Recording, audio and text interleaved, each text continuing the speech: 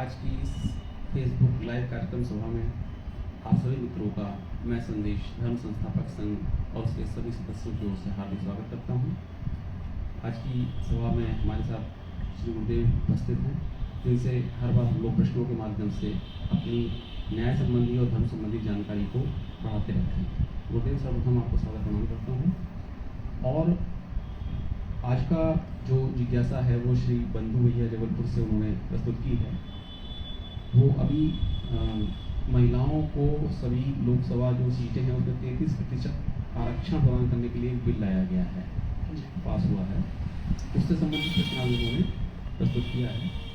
वो जानना चाहते हैं कि पहला तो वो यही जानना चाहते हैं कि आरक्षण का मतलब क्या है, आखिर आरक्षण मतलब देने का क्यों, क्या औचित्य है। और फिर उन्होंने ये जानना चाहा है कि क्या इस 33% आरक्षण महिलाओं को दे देने पर उनको शिक्षा, रोजगार, सुविधा और संरक्षण ये उनको प्राप्त हो पाएंगे या इसमें कितनी गति होगी। फिर उन्होंने ये पूछा है कि क्या इसके पीछे भी कोई राजनीतिक कूटनैतिक पंच हो सकता है या कि इसमें कुछ अच्छाई छुपी हुई है, और इसका अगर कुछ और बेहतर स्वरूप अगर इस आरक्षण का हो सकता हो तो वो क्या होगा। ये आज हम लोग आपसे जानने के लिए सब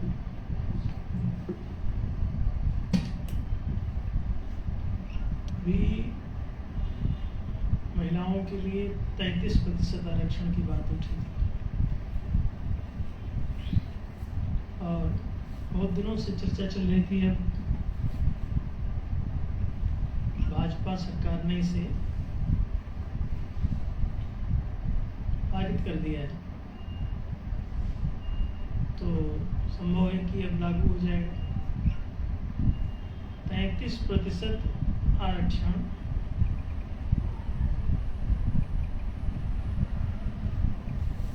वैसे भी महिलाओं के दृष्टिकोण से ये इसका कोई औचित्य नहीं, क्योंकि महिलाएं तो आधी आबादी, तो जब वो 50% है तो 33% आरक्षण क्यों। और बाकी 67% जो है 67% किसके पास रहेगा। क्या उसमें महिलाओं को घुसने नहीं दिया जाएगा 67% में। कहीं ऐसा तो नहीं कि आरक्षण के बजाय ये अपना संरक्षण है। कहीं पुरुष वर्ग द्वारा इसमें अपने संरक्षण की तो योजना नहीं बनाई है कि उनको 33% पर ही रोक दिया जाए और 2/3 बहुमत चाहिए, मतलब 66% वोट चाहिए। अगर 66% से अधिक नहीं है वोट तो उनका कुछ पारित नहीं होगा। तो 33% का चिंतन ये आया कहाँ से, ये विचारणीय। 33% आरक्षण का मतलब ये होगा कि 67% में महिलाओं की एंट्री नहीं होगी, तो महिलाएं हमेशा 33% तक सीमित रह जाएंगी। और अगर ये 33% तक सीमित रहेंगी तो कभी कोई भी विधेयक ये पारित नहीं कर पाएंगे। अगर आ भी जाएं लोकसभा में तो उसका इन्हें लाभ क्या मिलने वाला है,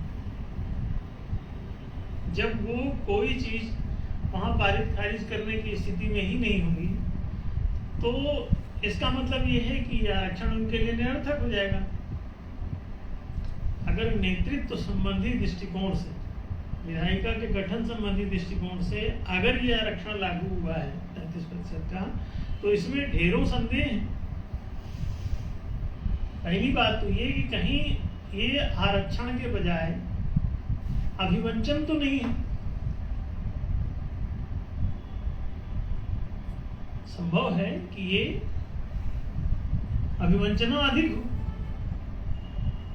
और अगर ये आरक्षण के बजाय अभिवंचन माने इनको उससे वंचित किया जाना, ये उद्देश्य नहीं हो कि हमेशा के लिए अब 33% पारित हो गया है तो इसका मतलब 66% वोटिंग उनके पास होगी वहां हमेशा, तो वो लोग हमेशा ही पारित कर लिया करेंगे। एक भी महिलाएं वोट ना दें तब भी पारित हो जाएगा उनका विधेयक। 67% उनके पास बचेगा। 33 के बाद 33% का चिंतन आया कहाँ से? महिलाएं 50% हैं, आधी आबादी हैं, तो अगर कोई सोचेगा भी तो 50% की बात करेगा। तो पहले तो जो आरक्षण दिया गया है, हम इसी पर बात कर रहे हैं कि इसका ही कोई ग्राउंड नहीं है, इसके पीछे महिलाओं के हित का कहीं कोई आधार नहीं। दूसरी बात, पिछले 4-5 लोकसभा चुनाव में स्थिति ये हो रही है कि महिलाएं 1-2% से लेकर के अभी 15% तक आ चुकी हैं लगभग। हर बार महिलाओं की सीटें खुद ही बढ़ रही हैं, और ये बढ़ता हुआ क्रम लोकतंत्र में, ये बढ़ता हुआ महिलाओं का क्रम, खास तौर से भारतीय महिलाओं का क्रम इस स्थिति तक जा सकता है कि 100% सीटें ही महिलाओं की हो जाएं भविष्य में। ये इनकी जो परसेंटेज लगातार बढ़ रही है, प्रतिशत जो बढ़ रहा है, कि ये बता रहा है कि अगर ये 1% से ये 15% तक पहुंच गए हैं अपने आप, बिना किसी आरक्षण के, बिना किसी अन्य उपाय के, तो जाहिर है कि ये 100% तक अथवा 66 या 67% तक भी चला जाएगा, तो ये तो बहुमत पर अपने आप पहुंच जाए। तो इसीलिए हमने कहा कि इसके पीछे 33% का चिंतन आया कहां से? तो जाहिर है कि वहां 2/3 बहुमत चाहिए रहता है, मोर देन 66%, इसलिए 33% ही उसको चुना गया है। अन्य कोई न तर्क है इसके पीछे, न कोई आधार। तो 33% इसीलिए उसमें किया गया है आरक्षण में, कि वहां वे कभी कुछ करने के योग्य नहीं रह जाएंगे और इनको 33% पर रोक दिया जाएगा। बाकी 66% पुरुष हमेशा जीत के आते रहेंगे, ये लगभग सुनिश्चित होगा। अथवा ये उसमें कहा जाए कि 33% आरक्षित रहेंगी ही, और उससे ऊपर भी उनके कोटे में भी जहां चुनाव लड़ना चाहें लड़ सकेंगी अपनी मर्जी से। तो कहीं ऐसा तो नहीं हो जाएगा कि बाकी 33%, अभी 100% सीटों पर महिलाएं खड़ी हो सकती, तब ऐसा तो नहीं होगा कि 33% तक सीटों पर ही इनको अनुमति दी जाएगी, उसके बाद आगे न बढ़ने दिया जाएगा, दूसरी सीटों पे नहीं लड़ पाएंगे। तो कहीं ये अभिवंचन तो नहीं है? आरक्षण के नाम पे इस अभिवंचना की क्रीड़ा तो नहीं हो रही है इसमें। तो इस पर सभी लोग विचार तो कर लें अगर शिक्षित हैं तो, और अभी कोई इस पर विचार नहीं कर रहा है, ये आश्चर्य की बात है। शिक्षित होने का आपको लाभ तभी मिलेगा जब आप सही गलत पर विचार करने की पात्रता रखते हो। नहीं, आपके शिक्षित होने, प्रबुद्ध होने, बुद्धि की आवश्यकता ही क्या है? अगर आपको अपने सूजे उठा के दोनों आंख में ही घोंकना है, दोनों आंख आपको फोड़नी ही है, इसी काम के लिए आप 2 सूजा खरीदते हैं अगर, तो फिर आपकी इस उपलब्धि का कोई औचित्य नहीं कि आप सामान खरीदने के योग्य हो गए। बहुत विचार का विषय है। इसलिए लोगों के शिक्षित होने और प्रबुद्ध होने पर अभी संदेह है, क्योंकि इस तरह के विचार कहीं कोई न मीडिया में है न समाज में हो रहे हैं। ये इन्होंने ये प्रश्न पूछा तो हम इसको एक्सप्लेन कर रहे हैं। अगर लोगों के चिंतन में ये आ रहा होता तो शायद ये नौबत ही नहीं आती 33% तक की आरक्षण। 33% क्वेश्चन मार्क क्यों? अगर कोई तर्क बनता है तो 50% का बनता है कि आधे पुरुष आधे महिलाएं, चलो कहीं कोई किसी का हित मारा ना जाए, तो इसलिए ऐसा ठीक है। और फिर इसी में ऐसा क्यों? अगर 85% SC ST OBC हैं इस देश में, तो फिर क्या SC ST OBC को भी 85% आरक्षण दिया जाएगा? तो उनको मान करनी चाहिए कि 85% सभी सीटें आरक्षित हो जाएं। तो वो तो हर विधेयक फिर वही पारित करने लग जाएंगे, अपने आप बात साफ हो जाएगी। तो ये तर्क वहाँ जो इस SC ST OBC वाले जो वहाँ बैठते हैं वो बोलते क्यों नहीं? कहीं ऐसा तो नहीं कि वो भी SC ST के विरुद्ध है कि वहाँ है? जो जितने प्रतिशत है वो उतने प्रतिशत न्यायोचित तो बात यही है कि महिलाओं का भी 33% नहीं बनता, 50 बनता है। फिर OBC SC ST का अगर वो 85% है तो फिर 85% उनकी सीट आरक्षित की जाए। आओ ना, नैतिकता कहीं से तो शुरू करो। नैतिकता का मतलब है स्वतंत्रता। स्वतंत्रता का मतलब है गुलामी नहीं। गुलामी नहीं का मतलब है कि जनता मालिक। तो जनता मालिक तभी होगी अगर मालिक बनाने की इच्छा है। अगर 50% आरक्षण महिलाओं का लागू होता है तो 85% अपने आप इम्प्लीमेंट हो जाएगा। इसलिए उन्होंने 33% किया कि 85% वाले अपनी मांग छोड़ दें। अब समझ लीजिए, तो ये अभिवंचना के उद्देश्य से आरक्षण किया जा रहा है। आप हमेशा ध्यान रखो कि जिन जिन बातों में आप आरक्षित हो रहे हैं उन बातों में आप अभिवंचन के शिकार होने वाले हैं। क्यों? मछली को चारा दाना डाला जाता है जो, वो उसके पोषण के लिए है। क्या ये सच है? मछुआरा मछली को जो चारा दाना डालता है वो किस लिए डालता है? पोषण है उसका उद्देश्य या शोषण है उसका उद्देश्य? जाहिर है शिकार करना है, पोषण नहीं करना है, उसका शोषण ही होना है, मार के खा जाएंगे। इसका मतलब जहां जहां भी आपको कोई चला आ रहा है कि आप आटा ले लो 5 किलो, आप मुफ्त में कोई पोस्ट ले लो। अभी कहीं से आज ही हम अखबार की कटिंग कहीं दिख रहे थे, उसमें लिखा है कि 0% नंबर लाने वाले भी MBBS और MSMT सब करेंगे। वो 0% नंबर लाने वाले और सब उनको अच्छे महान डॉक्टर्स के पद पर बैठने का अधिकार होगा। अभी भी आज की ही कहीं हमने देखी कटिंग। तो आरक्षण में क्या ये वास्तव में है ये आरक्षण? इसका उद्देश्य पोषण ही है उनका। मछली से पैसा लिए बिना अगर कोई दाना डाल रहा है, पात्रता के बिना आपको कोई पद पर बैठा रहा है, आप जानते हैं कि आपको शिक्षक बना दिया गया है और आप अनपढ़ हैं, 0% मार्क आपके यहाँ है, आप प्रोफेसर बन गए। आपको पता है, क्या पता है कि आप प्रोफेसी तो कर ही नहीं पाएंगे। प्रोफेशन तो गया, बच्चे भी सब अनपढ़ रहेंगे, आपकी भी लगातार वहां बेइज्जती होनी है, क्लास में खड़े होते ही ऊट होना है और चारों तरफ आंख दबा के चलना पड़ेगा। जिंदगी भर आप मोहताजगी की जिंदगी जिएंगे। समझ रहे हैं इस रहस्य को? कभी आंख ना उठा पाए, इसी के लिए ये कार्य योजना बना दी जाती है। तभी हमने कहा अपना वरीयता क्रम का स्वयं उत्थान करें। कृष्ण कहते हैं गीता में, उद्धरेत आत्मनात्मानम नात्मानम अवसादयेत। अपने को अवसादग्रस्त ना बनाएं, डिप्रेशन में ना ले जाएं। नात्मानम अवसादयेत, अवसाद माने डिप्रेशन होता है। आजकल जो डिप्रेशन के मरीज बहुत सारे, तो जब ये डिप्रेस्ड हो जाएंगे कभी नहीं खड़े हो सकते।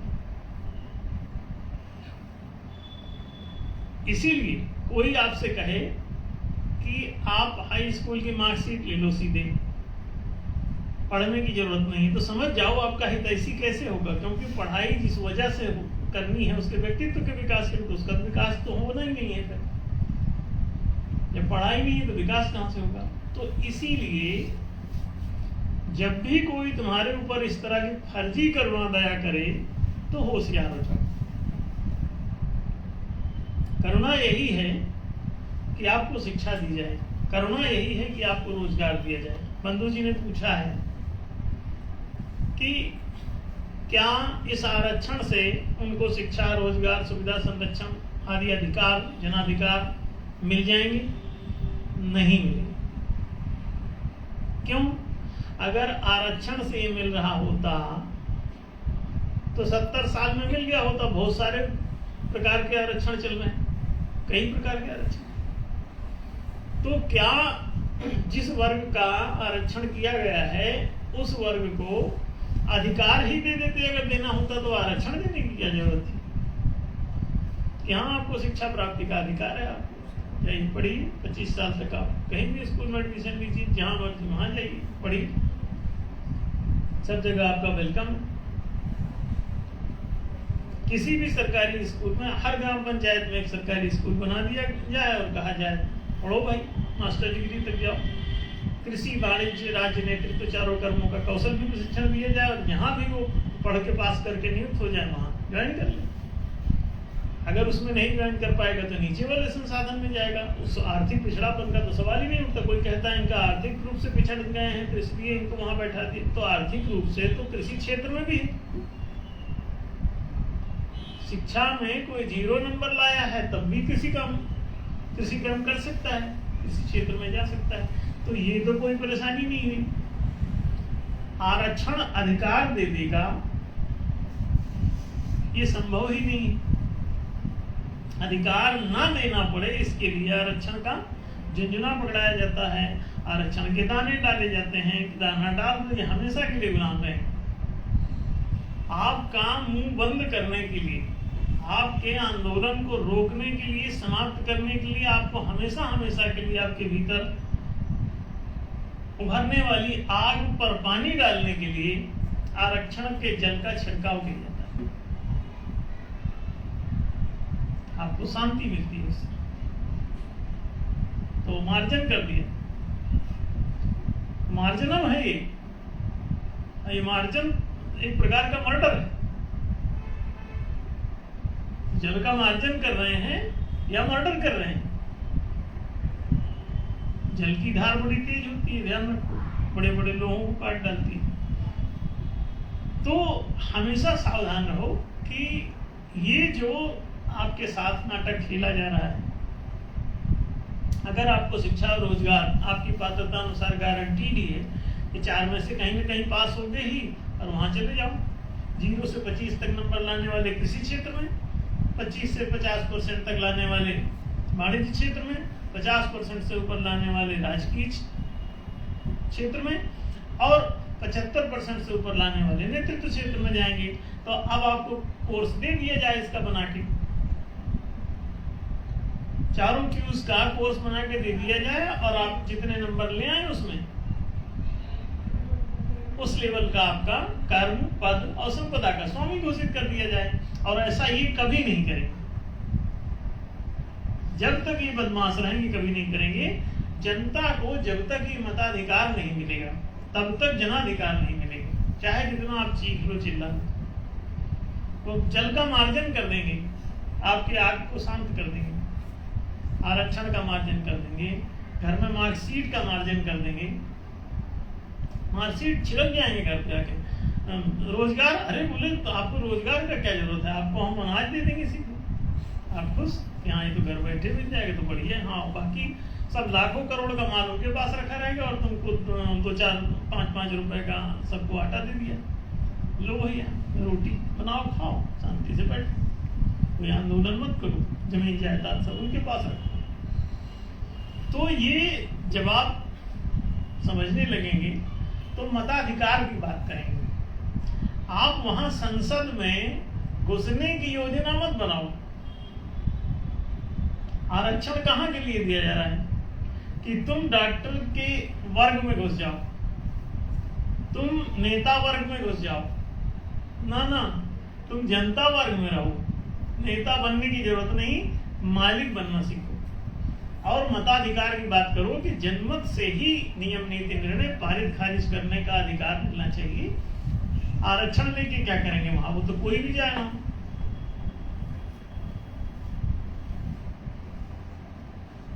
यदि मताधिकार नहीं देते हो नियम नीति निर्णय पारित खारिज करने का, विधान मंत्रणा और न्याय पारित खारिज करने का, विधायिका मंत्रिका और न्यायिका के द्वारा दिए गए नियम नीति निर्णय को पारित खारिज करने का, यदि जनता को मताधिकार नहीं दिया जाता तो ये कभी मालिक नहीं बनेंगे। आप चाहे जितना आरक्षण कर लो, चाहे जो जो आपको सूझता हो वो सब कर लो, बात बनेगी नहीं। और क्यों नहीं बनेगी? क्योंकि ये मामला ही ऐसा है। मालिक बने बिना तुम गुलामी से नहीं छूट सकते। मिल्कियत केवल उसकी कही जाती है जिसके द्वारा नियम कानून, जिसकी सहमति से बनता बिगड़ता हो, लागू होता हो, हटाया जाता हो। आप एक दुकान के मालिक हैं मान लीजिए, तो दुकान कितने बजे खुलेगी, कितने बजे बंद होगी, ये नियम कौन बनाएगा? कौन पारित खारिज करेगा? इसे बना कोई भी विद्वान दे, लेकिन इसे लागू करना है नहीं करना है ये तो दुकानदार ही तय करता है। कितने बजे खोलेगा, बीच में भी बंद करके भाग सकता है, मर्जी उस मालिक है। और अगर दुकानदार मालिक नहीं है दुकान का तो बीच में बंद करके भाग नहीं सकता, ज्यादा देर तक खोल नहीं सकता। क्यों? मालिक नहीं। मालिक जो बोलेगा उतना खोलना पड़ेगा उसको। सीधी सी बात है। अगर जनता मालिक होती, आपको बताया गया लोकशाही है, जनशाही है, जनतंत्र है, प्रजातंत्र है। कहीं कोई ना प्रजातंत्र है ना कोई डेमोक्रेसी है, सब डोमिनोक्रेसी है, पूरी डोमिनोक्रेसी है। तो आप डोमिनेट किए जा रहे हैं, ना कि आप डेमोक्रेट हैं। डेमोक्रेट माने होता है दलितों का शासन, दलितों का शासन माने प्रजा का शासन, जनता का शासन, गुलामों का शासन। समझ गए? उसे कहते हैं डेमोक्रेसी। और डोमिनोक्रेसी का मतलब होता है जो दमन कर रहा है उसका शासन। तो डोमिनेटर का शासन हो, माने हिटलरशाही हो, मोनोपोलिस्टिक हो शासन, अथवा लोकशाही हो, जनशाही हो, जो पीड़ित पक्ष है उससे पूछ करके, जो गुलाम पक्ष है उससे पूछ करके नियम नीति निर्णय अगर किए जाने लगे तो गुलाम कहां बचा वो? आप आजादी की लड़ाई लड़ते हैं और ये नहीं कहते हैं कि हमको नियम नीति निर्णय में सहमत असहमत होने का अधिकार दे दो, इतना ले लो। अंग्रेजों से भी यही मांगना था। आप तो खदेड़ना इसलिए चाह रहे थे, अंग्रेजों भारत छोड़ो, कांग्रेसियों भारत छोड़ो, अंग्रेज मुक्त भारत, कांग्रेस मुक्त भारत, ब्राह्मण मुक्त भारत, मुगल मुक्त भारत, फिर ईसाई मुक्त भारत, फिर हिंदू मुक्त भारत। ये आप सारे लोगों के नारे ही यही, आप कहीं भी देख लीजिए। दलित कहता है ब्राह्मणों ने सताया, ब्राह्मण मुक्त भारत। कोई कहता है आर्य बाहर से आए, इनको बाहर करो। कोई कहता है मुगल बाहर से आए, इनको बाहर करो। कोई शक आए, उन्होंने कब्जा कर लिया और वो सबको विदेशी बताने लगे। यहाँ पे जितने बौद्ध हैं सब शाक के मुनि हैं, बुद्ध आपके तथाकथित बुद्ध भगवान। तो शक और हूँ पहले ही जैसे मुगल लोग आए थे, इसी तरह इनने हमला किया बाबर की तरह, यहाँ कब्जा कर लिया और यहाँ के स्थानीय लोगों को विदेशी बताने लगे। जब वो मुगल आए तो मुगल वंशी यहाँ के आर्यों को विदेशी बताने लगे। तो जो जो बाहर से आक्रमण करके आया तो उसने जिनको अपना गुलाम बना लिया वो भी उसी के साथ भर्ती हो गए और अपने ही घर के लोगों को विदेशी बताने लगे। ये ऐसा मामला है। तो जब भी पड़ोसी को विदेशी बताए तो समझ जाना कि ये बेईमान है। आप जिससे भी लड़ने जा रहे हो, अगर उससे ये कहो कि नियम नीति निर्णय पारित खारिज करने का अधिकार दो, तो मालिक तो आप ही हो जाओगे। वो आप ही उससे बोल ही नहीं रहे हो। क्यों? आप मालिक नहीं बनना चाहते, आप गुलाम बनाना चाहते हैं। मालिक अगर बनना चाहोगे तो गुलाम नहीं बना पाओगे, क्योंकि फिर सबको ही मालिक बनने का मौका मिल जाएगा। तो इसीलिए लोग मिल्कियत त्याग देते हैं गुलाम बनाने की लालसा में। विवेकानंद ने कहा था कभी आजादी का आंदोलन मत चला। गुलाम आजादी चाहता है दूसरों को गुलाम बनाने के लिए, और उन्होंने, विवेकानंद ने कभी एक शब्द भी आजादी के लिए नहीं बोला, और ना कोई आंदोलन चलाया, ना किसी आजादी के आंदोलन में कभी कोई भाग लिया, ना किसी को उकसाया। क्यों? वो जानते थे कि गुलाम आजादी चाहता है दूसरों को गुलाम बनाने के लिए, आजादी के लिए आजादी नहीं चाहता। तो हमेशा ध्यान रखो, जब भी आजादी का कोई आंदोलन चलाता है तो वो एक वर्ग विशेष होता है और वो गुलामी पसंद होता है। तो जो गुलाम बनाए है इसको मौका नहीं दे रहा है गुलाम बनाने का, इसलिए उसको खदेड़ना चाहता है। उसको खदेड़ देगा तो ये गुलाम बना पाएगा।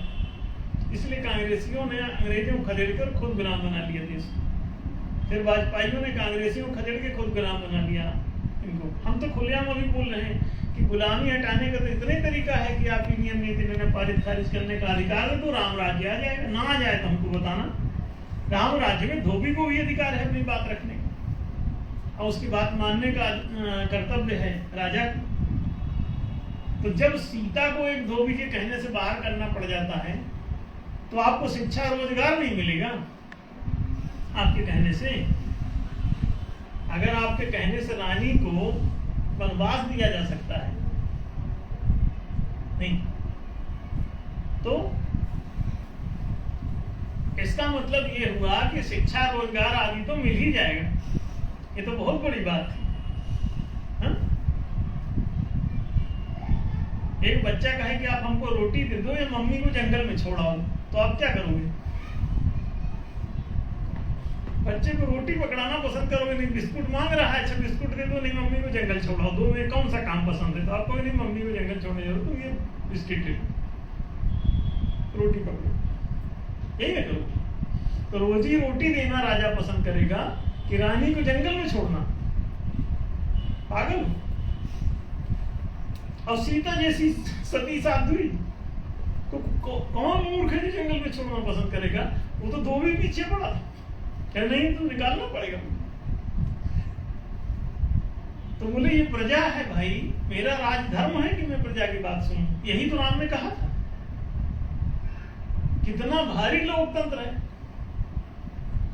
आई राम राज्य ला रहे हैं, पिछले 20 साल से परेशान कर रहे हैं भाजपा वाले इस देश को।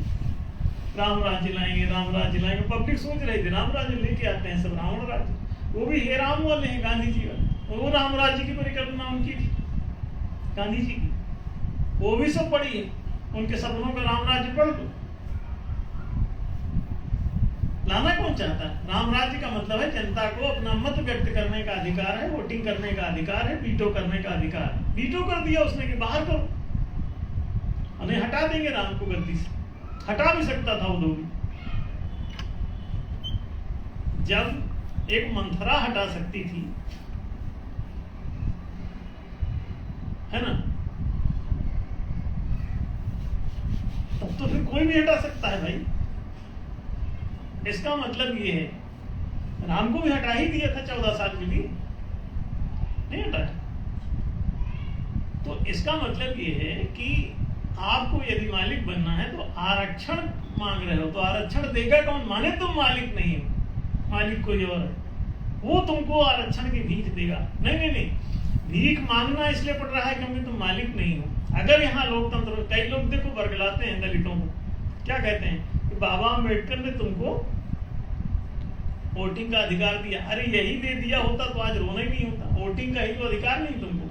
तुम कोई भी नियम नीति निर्णय पारित खारिज करके वोटिंग द्वारा दिखा दो तो हम जाने।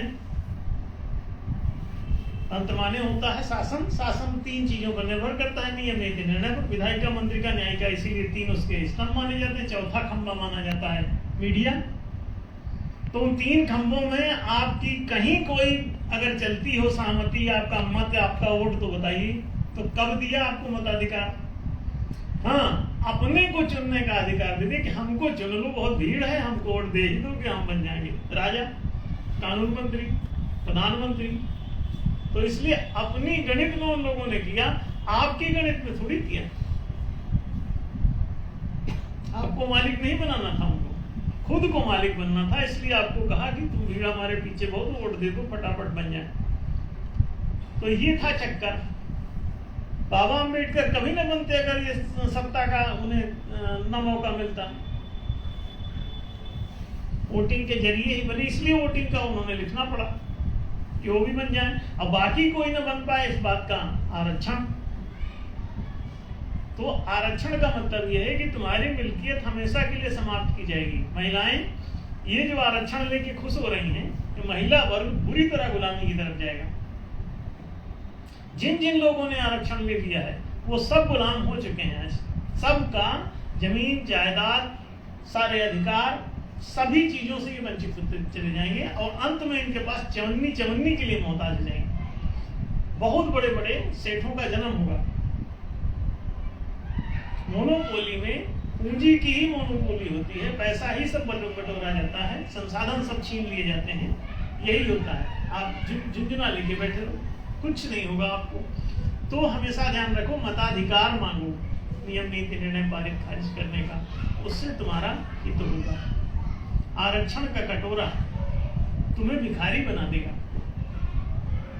और इसीलिए ध्यान रखो, ये तीन लोग हैं एक्चुअली। जहां पे एक जगह आरक्षण होता है वो आपको गुलाम बनाता है, आरक्षण के जरिए गुलाम बनाया जाता है। सदा से आरक्षित है सीटें। आरक्षण सदा से है, जहां जहां दैत्यता है वहां वहां आरक्षण है। दैत्य गुलाम बनाना चाहता है। आरक्षण के लिए ही जेल बनाई गई कि कैदियों को पकड़ के आरक्षित कर दिया अंदर। आरक्षित नहीं, वहां सब केबिन तक आरक्षित है। जैसे ट्रेनों में केबिनें होती हैं आरक्षित रहती हैं, ऐसी वहां भी केबिनें सबकी आरक्षित हैं। आरक्षण माने जेल, और जेल के अंदर खेल कि उनके सारे अधिकारों से उनको वंचित कर दिया जाता है। जिस चीज में वो सोचते हैं मेरा, हमेशा ध्यान रखो कि मूर्खों का लक्षण ये है। आपको अनपढ़ क्यों रखते हैं? ताकि आप मूर्ख रहें। मूर्ख रहेंगे तो उनका लक्षण ये है कि वो मित्र को अपना शत्रु मानते हैं और शत्रु को अपना मित्र मानते हैं। हर मछली मछुआरे को अपना मित्र मानती है और बहुत मीठा अनुभव करती है उसको देखकर। ये दाना डाल रहा, दौड़ो उसके पीछे। तो सावधान रहो, ये बहुत बड़ा खेल है और 1% आदमी इस खेल को खेलता है, 99% को गुलाम बनाए रखता है। 4% चाटुकार उसके साथ हो जाते हैं तो उसका झुंझुना प्रचार करते रहते हैं उसका चारों तरफ, और 5% इस तरह से मिला के चंडमुंड सब और तैयार हो जाते हैं और लोगों को गुलाम 95% तक को गुलाम बनाए रखते हैं। ये है इनका कारोबार। और ये किस जाति के हैं, किस बिरादरी के हैं? इनका न कोई जाति है, न कोई धर्म है, न कोई बिरादरी है इनकी। हमेशा ध्यान रखो, न ये क्षेत्रवाद है इनमें, न जातिवाद है, न वंशवाद है, न लिंगवाद, कुछ नहीं होता इनका। ये सिर्फ 1 से 5% होते हैं और हर जाति के इसमें मिलेंगे आपको, हर धर्म के मिलेंगे, हर वंश के मिलेंगे, हर कुल के मिलेंगे, हर गोत्र के मिलेंगे। वो 5% कटेंगे। तो इनके सातिराना हरकत से आप तभी बच सकते हैं जब आपको नियम नीति निर्णय पारित खारिज करने का अधिकार मिल जाए और पूरी जनता इस बात को समझ ले और ये अधिकार प्राप्त कर ले। बाकी जो है सब अपने आप हो जाएगा। जनाधिकार भी मिल जाएंगे आपको, मानवाधिकार भी सब मिल जाएंगे, आप जेल से भी छूट जाएंगे, जातिवाद समाप्त हो जाएगा, दहेज प्रथा समाप्त हो जाएगी, महिलाओं का उपद्रव समाप्त हो जाएगा, घूंघट प्रथा समाप्त हो जाएगी, सभी प्रकार के अत्याचार, बलात्कार, हिंसा, लूट, हत्या सब शून्य हो जाएंगे जिस दिन नियम नीति निर्णय पारित खारिज करने का अधिकार जनता को मिलेगा। तो ये बात आप लोगों को कान खोल के ठीक से सुन लेनी है, समझ लेनी है और इसी को जीना। चाहे आज ही आजादी प्राप्त कर लो, चाहे 100 साल बाद, चाहे 1000 साल बाद। जब भी तुम नियम नीति निर्णय पारित खारिज करने के अधिकारी हो जाओगे तो तुम इस देश, समाज, दुनिया में मालिक की तरह रहोगे, नहीं तो तुमको गुलाम की तरह रहना पड़ेगा और आरक्षण की भीख का कटोरा लेके घूमते रहना पड़ेगा। तो सावधान रहो। उनके आरक्षण, शिकारियों द्वारा दिया गया घाट पर आरक्षण मछलियों के शिकार बनने का खुला आमंत्रण है। इससे ज्यादा क्या कहें? बात स्पष्ट हुई। बहुत बहुत धन्यवाद गुरु जी। तो मित्रों, कहने का तात्पर्य ये है कि कोई भी बात सत्यात्मक सिद्धांत जो न्याय का होता है उसके आधार पर ही सोची जानी चाहिए। 33% क्यों? अगर आधी आबादी तो 50% आरक्षण की आवश्यकता थी और ऐसा करने पर जो भी अगर कूटनैतिक प्रपंच होगा वो कहीं टिक नहीं पाएगा। तो कहने का तात्पर्य अंत में ये है कि आरक्षण की नहीं बल्कि महालोकतांत्रिक मताधिकार की आवश्यकता है। तो इसी बात के साथ में मैं गुरु जी का बहुत धन्यवाद करता हूँ, आप सभी मित्रों का बहुत बहुत धन्यवाद करता हूँ और इस आग्रह और निवेदन के साथ कि इस एलपी लाइव कार्यक्रम को अधिक से अधिक मात्रा में शेयर करें, लोगों तक पहुँचाएँ। जितना ज़्यादा लोगों का पहुँचा पाएंगे उतनी ज़्यादा न्याय की जानकारी और समझ सबकी बढ़ पाएगी और जनता जागरूक हो पाएगी। बहुत बहुत धन्यवाद, नमस्कार।